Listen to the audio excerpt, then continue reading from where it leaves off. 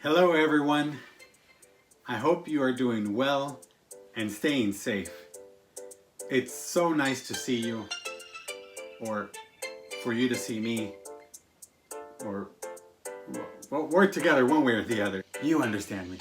Oh boy, has it been hard staying under quarantine. But I hope you are staying active, going out for walks, jumping around, maybe even just inside your house. Maybe it's the first time your parents are saying, "Hey mijo, yeah, go ahead and jump on your bed." Maybe. I know I had to. I had to exercise outside, playing some basketball. Not on my bed. Shooting some hoops like Kobe. But I also hope that you are continuing to read, exercising that mind. With that in mind, welcome to our first library day with me, Mr. Ruiz.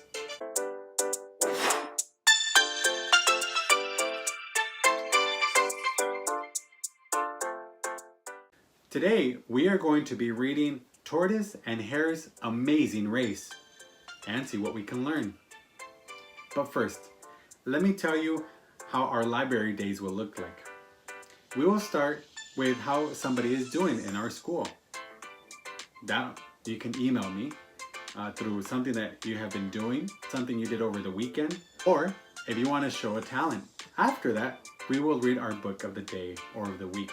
In this case, you could read along with me in your digital copy through MackinVia on your Chromebook, or through other means that you have already access to it. Our book today is titled Tortoise and the Hare's Amazing Race. It is written by, or the author is, Marianne Berkes. And the person who does the drawings, the illustrator, is Cathy Morrison. As we read, ask yourself, are you like the hare or the tortoise? Which one would annoy you? Well, let's begin. Henry Hare was always bragging. I can run faster than anybody, especially Tess Tortoise. How does she ever get anywhere? I plan ahead and stay on track, said Tess. That's very wise, woo, commented Oliver Owl. Henry sprinted as fast as he could to the base of a hill. Look at me, everyone, boasted Henry. I can make it all the way to the top before Tess even gets this far. How far is it to the top of the hill? Asked Tess. 1,760 yards, hooted Oliver.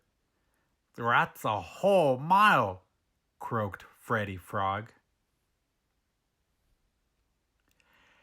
Henry came dashing back, or 5,280 feet. Tess could never do it. Never say never, said Tess, annoyed by Henry's bragging. Well, Henry sure is smart. 5,280 feet is 1 mile.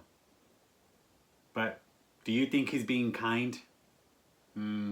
Ha! That's ridiculous! Tomorrow morning, I'll race Tess to the top to prove it. Set the time, Oliver, and I'll be there. Right now, I've got to run. Henry was gone in a flash. Oliver knew Tess was very slow. He suggested Sally Squirrel accept the challenge instead. No, I need to do this, said Tess. Sally can be the judge and meet me at the finish line. Oliver mapped out the course and set the starting time for 6 a.m. Many forest animals came to see the amazing race. Henry and Tess stood at the starting line. Ready? Woo! Set, go! Hooted Oliver. The crowd began to cheer. Ah, ah, Tess! Henry! Ah. Who do you think's going to win? Henry got way ahead of Tess. At 1/8 of a mile, he sprinted off the track to chase some butterflies in the meadow. Ha, I even have time to play, decided Henry. When Henry grew tired of chasing butterflies, he went back to the track. He was surprised to see Tess. She may have gotten this far, but I'll get way ahead of her again in no time. Henry took off as fast as he could. At the half-mile post, Henry was starting to get hungry. He looked back and saw Tess still plodding along. Time for some lunch, said Henry. He dashed off the track to find lettuce and carrots at a nearby farm. Tess saw Henry go off the track as she kept on saying to herself, even though I am behind, I have the finish line in mind. When Henry came back, satisfied from a meal of lettuce and carrots, he saw that Tess was closing the gap. I'll just get way ahead of her again, said Henry. He sprinted as fast as he could to the 3/4-mile post. I'll tell you one thing. It almost feels like that's all I eat too. Lettuce and carrots. When Henry got there, he was exhausted. He checked his GPS. Henry had run 3,960 feet on the track in the hot sun.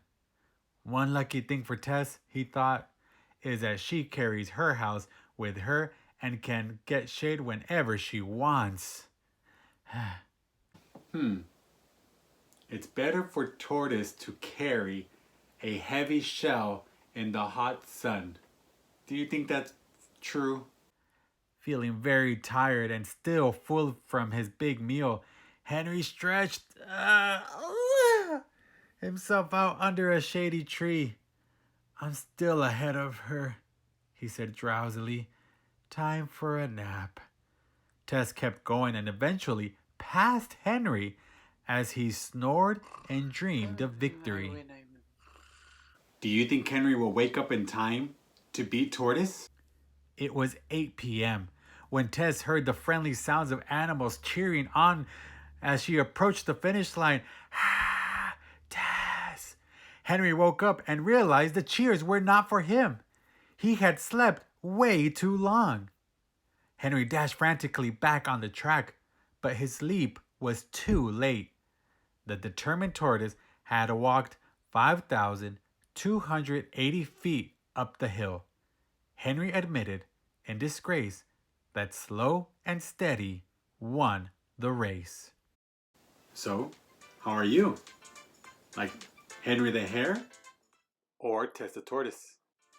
Maybe our lower grades were probably thinking, what does a hare have to do with a tortoise? Mr. Ruiz doesn't have hair, so of course the tortoise is going to be faster. Well, one fun fact is we found out that a hare is a type of rabbit. But did you notice the differences? So who are you like? Like Henry or like Tess? Well, I think we can agree that it's better to be like Tess. Slow and steady. Especially when it comes now with this quarantine. Going slow with our homework. This way we don't have to do it again. And this way, we're actually still learning. This way, we could also win like Tess. I hope you enjoyed the story. Remember, there is an AR quiz with it if you want to take it. And there are other fun facts that you notice with the fractions for you older grades and so forth. That's it for today. So keep reading, keep exercising your mind, and remember, be kind to everyone and yourself. Ciao.